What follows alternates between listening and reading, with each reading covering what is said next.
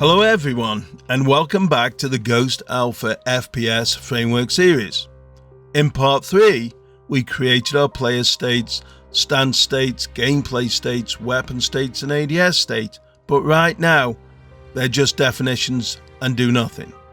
Today, we're going to build the system that makes those states work, a reusable state machine component.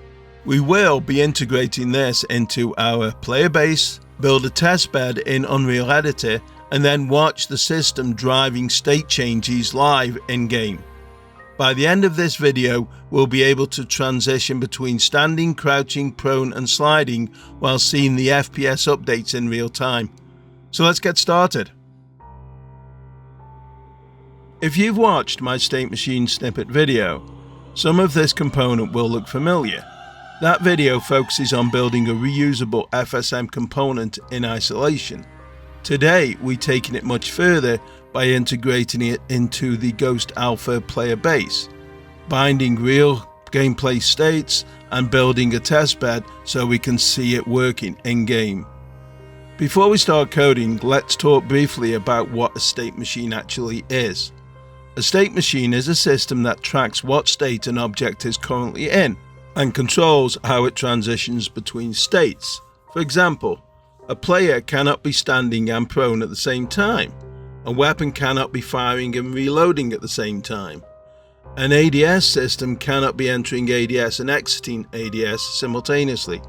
State machines give us a clean way to manage these transitions without creating giant chains of if statements spread throughout the project. For Ghost Alpha, we're going to use state machines extensively: Move FSM, Stance FSM, Game FSM, Weapon FSM and ADS FSM, and later we'll likely use the same system for all AI, menu systems and game control. So let's start with Ghost Alpha.h. First, we create our generic state delegates. Every state will support 3 events: begin state, update state and exit state. Next, we create the GA state data structure. Each state stores state ID, state name, begin delegate, update delegate, and an exit delegate. Notice that each state owns its own behavior. We're not creating one giant switch statement that handles every possible state. Instead, each state will register its own functionality. This makes the system cleaner and easier to maintain as the framework grows. Now, let's create our reusable state machine component. If you want a faster introduction to the FSM component itself, check out the state machine snippet video.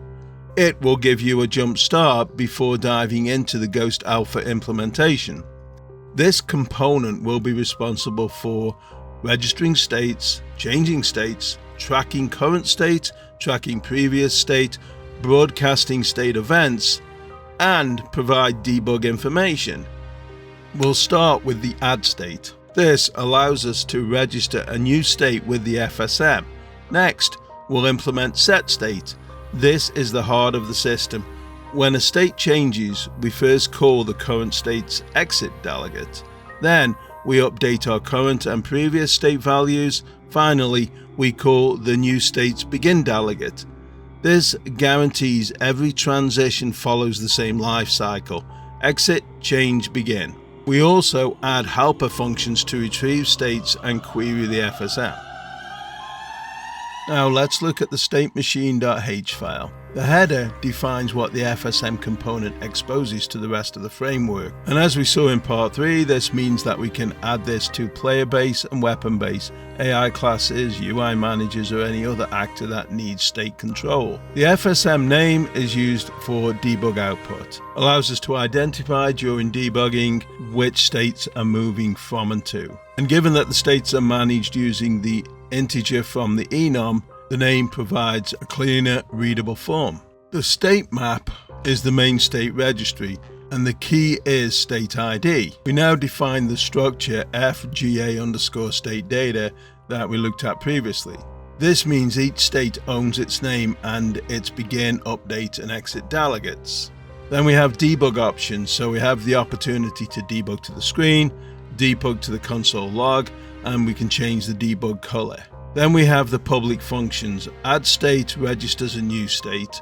Set state changes the active state. Get current state returns the current state ID. Get previous state returns the previous state ID. Has state checks whether the state exists. Get state returns a state struct directly. Then we have delegate functions. So we have get begin state delegate returns the begin delegate for a specific state. Get update state delegate returns the update delegate for the specific state. And you guessed it, the get exit state delegate returns the exit delegate for the specific state. We will talk more about these when we implement the state machine inside the player base. The set debug state allows us to call this from the actors and allows us to set how we want the debug specifically looking for a specific state. Begin play lets the component initialize itself when the game starts. Tick component lets the active state broadcast its update delegate every frame. Then we have some private helper functions. Debug state change builds the readable debug message. Get state name converts a state ID into its display name.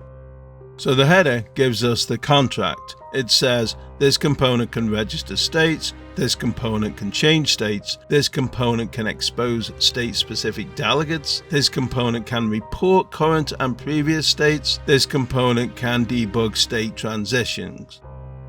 Now let's walk through the state machine component CPP file. This component has one job: register states, track the current state, track the previous state, and fire the correct events when the state changes. In the constructor, we enable ticking because the active states can broadcast its update every frame. We also initialize current state and previous state to 0. 0 represents a non-state in our enums. In begin play, if I haven't manually named the FSM, I use the component name. That way the debug output can say things like stance FSM, standing to crouching, instead of just printing a generic component name. Add state registers a state with the FSM. It takes a state ID and a display name. If that state already exists, it returns a false flag. Otherwise, we create an FGA_state data structure, assign the state ID, assign the state name, and add it to the state map. Notice that add state does not bind any behavior.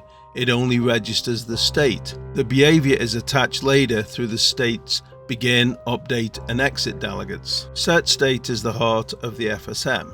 First, we check that the new state actually exists. Then we prevent changing into the same state again. Next, we find the previous state and broadcast its exit delegate.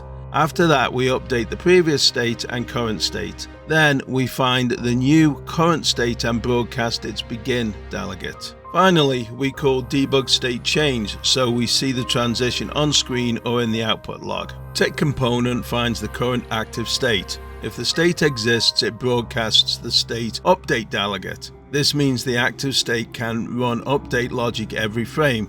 For example, update standing, update crouching, update prone, and update sliding. If nothing is bound to the update delegate, nothing will happen. Next, we expose the three helper functions: get begin state delegate, get update state delegate, and get exit state delegate. These return pointers to the delegate stored inside the state data. That allows player base, weapon base, AI, or any other system to bind its own functions using a dynamic.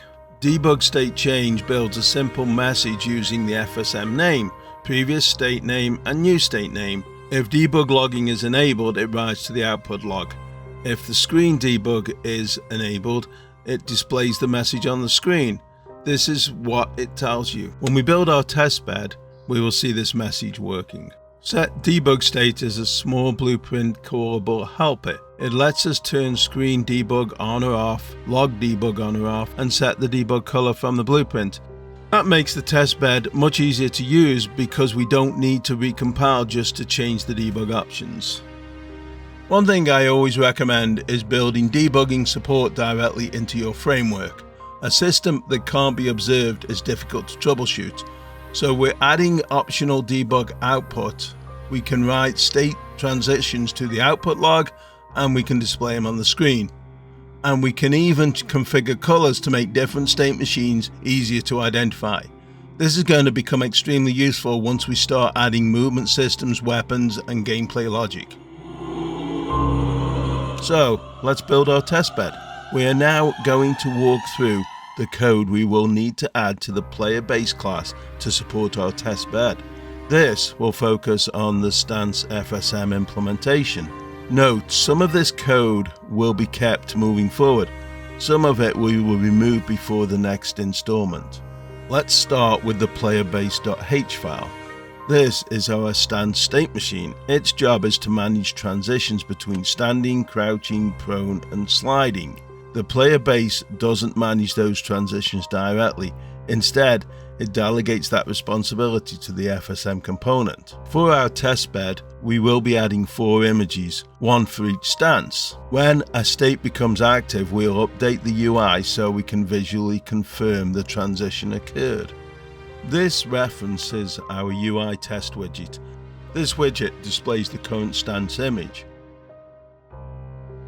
We will add these functions. These exist purely for testing. Each one simply tells the FSM to transition to a different state. Later, these transitions will be triggered by gameplay systems. For now, we want full control while validating the architecture. For our stance FSM, we will need 3 functions for each stance. These are begin, update, and exit, and will be repeated for standing, crouching, prone, and sliding. This keeps behavior localized and avoids giant switch statements. Now for the playerbase.cpp. First of all, in the constructor, we create the stance FSM component. This becomes the system responsible for all stance transitions. Next, we register the 4 stance states. At this point, we're only defining what states exist. We haven't attached any behavior. Before we combine our states, we need to create the functions that will receive those events. For each stance state, we're going to create these 3 functions: the begin, the update, and exit. So, for standing, we will create onBegin standing, onUpdate standing, and onExit standing, which we discussed in the .h section. We then repeat the same pattern for crouch, prone, and sliding. We do this by clicking on the function declaration within the .h file. We then go to the screwdriver on the left-hand side of that declaration, click the screwdriver, and then select the create definition of this function in the ga_playerbase.cpp. These functions after creation will be empty. That's okay. Our goal is simply to create the event receivers that the FSM will call. We'll add behavior to them shortly. Now we will continue onto the binding section. Begin play is where the real wiring happens. We retrieve each state's delegate and bind them to the player base functions. Standing binds to begin standing, update standing, and exit standing. Then we repeat the process for crouching, prone, and sliding. Finally, we establish our initial state. When the game starts, the player begins in the standing state. This immediately triggers begin standing and gives us a valid starting point. The testing functions are now implemented. They simply request a state change. The FSM then handles exit current state, enter new state, and update active state. For the testbed, each begin function updates the UI image. This gives us immediate visual feedback and the state machine is working correctly. Later, these functions will contain gameplay logic, animation changes, movement adjustments, and other state behavior. So, player base is doing 4 things: creating the stance FSM, registering stance states, binding stance delegates, providing a simple testbed for validating transitions. We will need to change the declaration for the class for the GA player so that we can use it as a blueprint. Before moving forward, let's do a full compile on the Ghost Alpha project. This will confirm our code is syntactically correct. Now, let's move into the Unreal Editor and we can build the gameplay logic and components that we need to make this testbed work.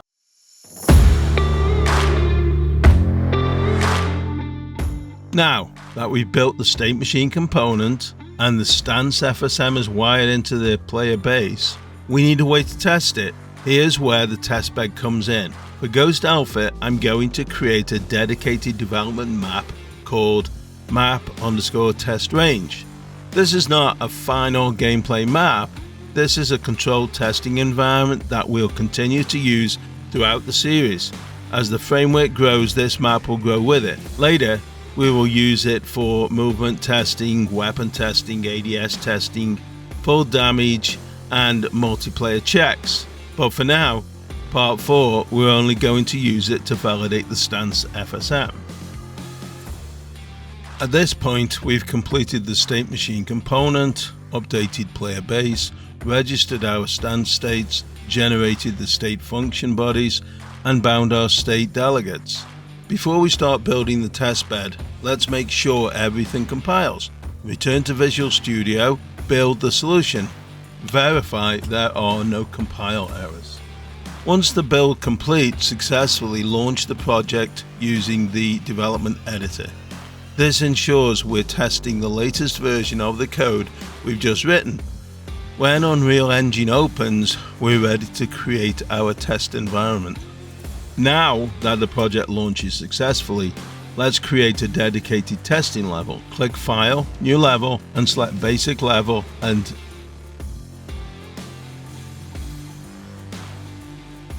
then, once that's created, save it as Map Test Range in the Map folder.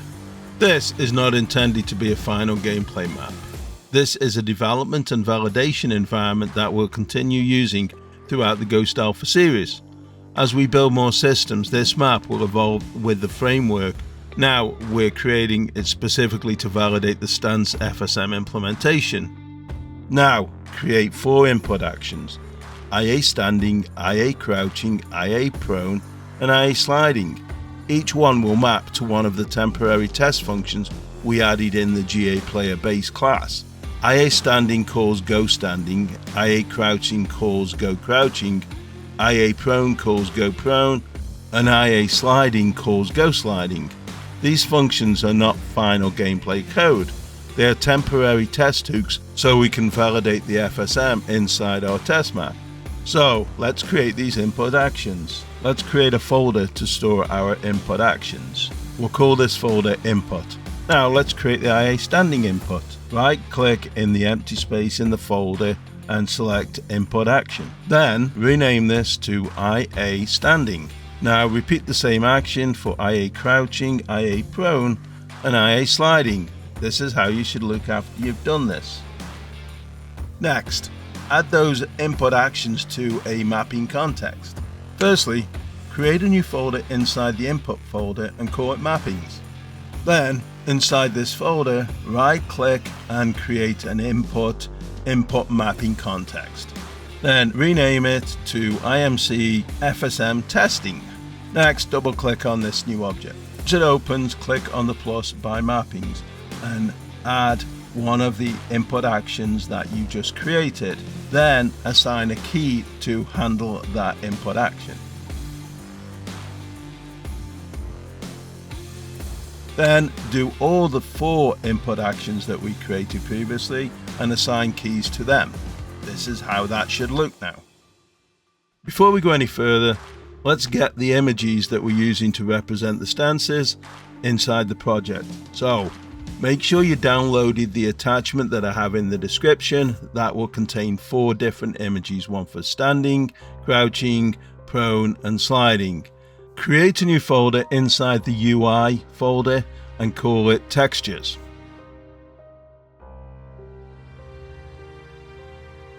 Now, inside this Textures folder, right-click and select Import to Current Folder. Then, in File Manager, navigate to the location that you saved them images. Select them all and click Open. You should now see all 4 images inside the Textures folder. Let's now create the Player Blueprint. Navigate to the Player Blueprints folder. Inside here, create a new blueprint and base it on the GA Player class.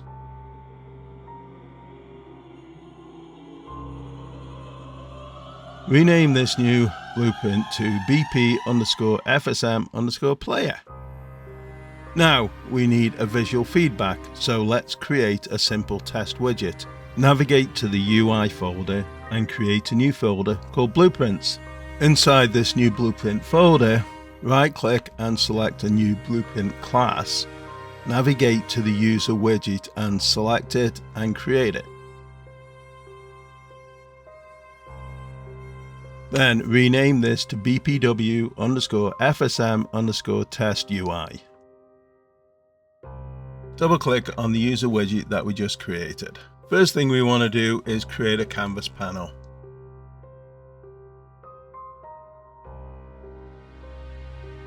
Keep our image a consistent size, we'll add a size box. You don't have to rename these, I just like to do this. Next, we'll add an image box underneath the size box. This is important. Rename the image to img_stance. This allows the get widget from name inside the player base class to find this image. Now, select the img_stance image and assign the brush image to be one of our stances so that you can see it on the screen. To put the image in the middle of the screen, select the size box and check the size to content. Click on the anchors pull down and select the middle of screen option. Now under alignment, change the X and Y to be 0.5 for both. Then clear out the position X to 0 and the position Y to 0, and the image will now be placed in the middle of the UI. Finally, click the compile button and the save button and close out of your UI. Let's complete the player blueprint. Navigate to the player blueprint folder, open the player blueprint that we derived from GA Player. Ensure that the begin play event is there. Then add get player controller.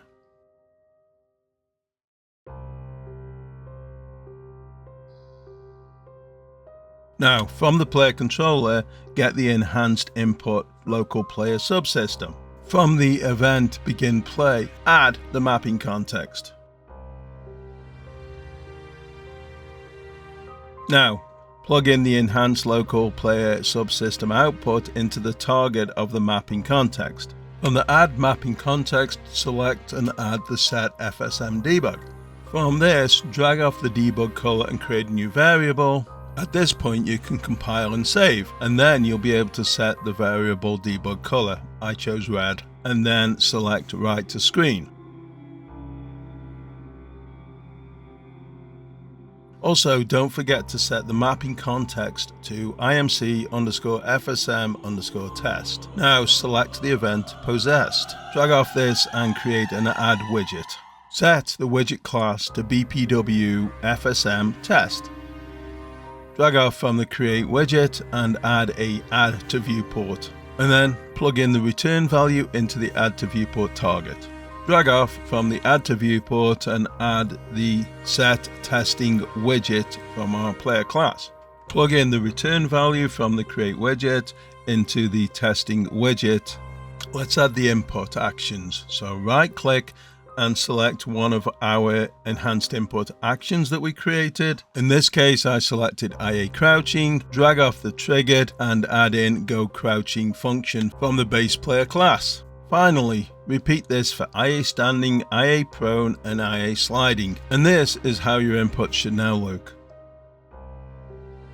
And finally, we'll set the images for each of the stances that we want to use. We need to create a game mode so that we can assign the default pawn. Under the core folder, create a new folder called Blueprints. Inside this folder, right-click and select Blueprint class, and derive this from the GA_game mode, and rename this to BP_FSM_test_game mode.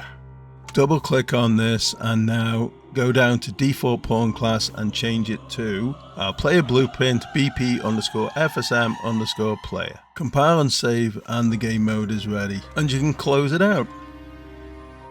Finally, before we can run our test ad, we need to assign the game mode to the world settings. If you don't see the world settings tab, then select window and select world settings. So in world settings, find the game mode override and select the BP_FSM test game mode. So let's just recap. We created the dedicated test map. We created a game mode, we created the UI widget, We created the input actions, we created the input context, and we created the blueprint, including all the events needed to run the test. Now, finally, we're ready to start using this testbed. In the Unreal Editor, select the option for New Editor Window. Notice that the first thing that happens is the player image is standing, and up in the top left hand corner you can see the message which is unknown to standing because that's the first state. You may have to click in the window to activate it.